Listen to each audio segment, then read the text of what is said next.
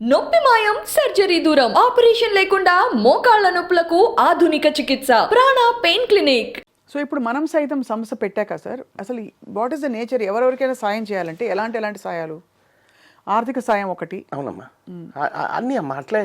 ఎలా అంటే నన్ను అడిగే వాళ్ళని బట్టి, ఇప్పుడు సపోజ్ మొన్న ఒక సినిమా ఇండస్ట్రీలో ఒక కాస్ట్యూమరు అతను ఇంట్లో పడిపోయాడు, తలకు దెబ్బ తగిలింది, ఏదో హాస్పిటల్లో జాయిన్ చేశారు. జాయిన్ చేస్తే అక్కడ వాళ్ళు తట్టుకోలేకపోతున్నారు ఫ్యామిలీ, ఒక ఆడపిల్ల భార్య. ఏం చేయాలి?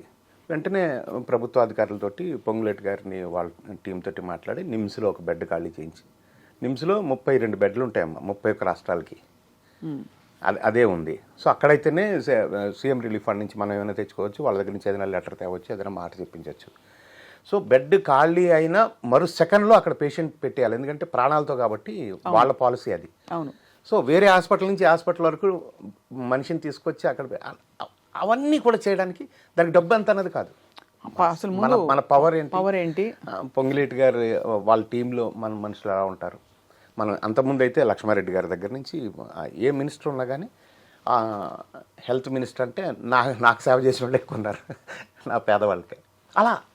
అలాగా ఇండస్ట్రీకి సంబంధించిన వాళ్ళందరికీ నేనున్నాను అని చెప్పే ఒక సంస్థ మనం. ఎస్ అమ్మా, అంటే ఇలాంటి ఒక వ్యవస్థ పెట్టినప్పుడు ఇండస్ట్రీ వరకు లేకపోతే పలానా శాఖ వరకు అన్నది ఉండకూడదు. కాబట్టి ఎవరికైనా ఉంటుంది. ఎక్కువగా నా చుట్టూరు పేదవాళ్ళు ఇండస్ట్రీ వాళ్ళు ఎక్కువ ఉంటారు కాబట్టి వాళ్ళకి ఎక్కువ లబ్ధి అవుతుంది. ఇప్పుడు కేరళ ఫ్లడ్స్కి ఇంతకుముందు వచ్చినప్పుడు అక్కడికి వెళ్ళి పనిచేసి వచ్చాం, తిత్లీ తుఫాన్కి వెళ్ళి పనిచేసి వచ్చాం, కర్నూలు ఫ్లడ్స్కి వెళ్ళి పనిచేసి వచ్చాం. బట్ ఆర్టిస్టులు టెక్నీషియన్స్ ఇండస్ట్రీ వాళ్ళకి అట్లా లేదమ్మా, ఎవరికైనా ఇస్తారు. సమాజంలో ఎవరికైనా. బట్ దానికి ఒక పరిధి ఉండదు కదా సార్. ఉండదు. ఏం తృప్తి ఉంటుంది, ఎలా తృప్తి ఉంటుంది? అంటే మన దగ్గరికి వెతుక్కుంటూ వచ్చిన వాళ్ళల్లో ఇందాక నేను చెప్పినట్టు మన ఫండ్స్ ఎలా ఉన్నాయి, మన శక్తి ఎక్కడ ఉంది, మన ఎలా అంతవరకు చేయగలం. ఇప్పుడు ఆంధ్రాలో ఇప్పుడు ప్రస్తుతం మనం చేయలేము, నేను దూరం అయిపోయిన వాళ్ళకి చేయలేం కాబట్టి. బట్ ఏమైనా చేయగలిగితే మళ్ళీ వాళ్ళకి కూడా చేస్తాం, ఎక్కడైనా చేస్తాం, సమస్య లేదు. బట్ చేసే మనకి దమ్ ఎంత ఉంది అది అంతే. చాలా అంటే దీనికి చాలా శ్రద్ధ కావాలి ఫస్ట్ ఆఫ్ ఆల్. అవునమ్మా. అండ్ ఒక అంకిత భావం కావాలి. ఎందుకంటే తిరిగి చూసుకుంటే మనకు వచ్చేది ఏముండదు.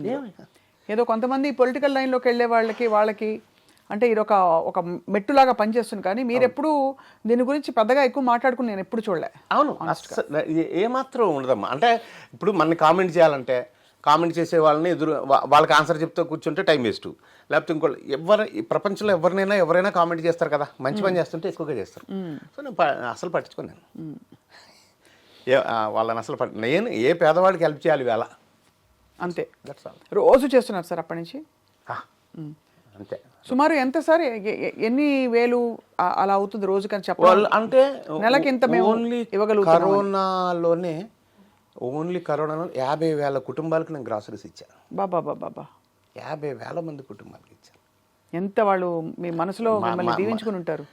డెఫినెట్గా చాలా ఇప్పటికి చాలామంది నేను అంటే అదే కాకుండా ఆర్థిక సాయం కూడా. ఇప్పుడు నేను ఏ యూనిట్లో షూటింగ్ చేస్తున్నా 5 నుంచి 10 మంది మధ్యలో ఉంటారు బెనిఫిషియర్స్ ఆ సెట్లో. ఒకళ్ళు వచ్చి నాకు పలానప్పుడు అది చేశారు, నాకు పలానప్పుడు ఇది చేశారు, లేకపోతే నాకు బియ్యం ఇచ్చారు, లేకపోతే ఏదో ఒకటి. మినిమం 10 మంది ఉంటారు, 5 నుంచి 10 మంది ఉంటారు. ఎంత గొప్ప జీవితం సార్.